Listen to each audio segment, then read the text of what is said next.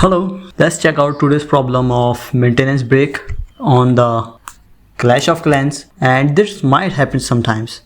It could be due to many reasons. So the first way to solve it would be to open the Google Play Store and type the Clash of Clans and see if there is any update is available. If it is available, install the update and wait for some time.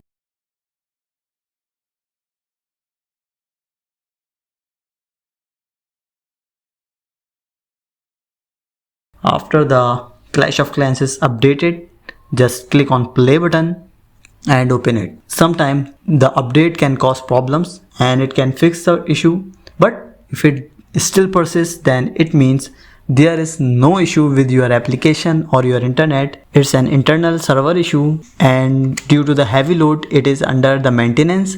So all you need to do is you need to wait for some time, and usually it is around 30 to 60 minutes. So don't worry chiefs, just wait for some time and your problem should be fixed. So thank you so much for watching the video. If this video helped you, click the like button and subscribe the channel. Bye.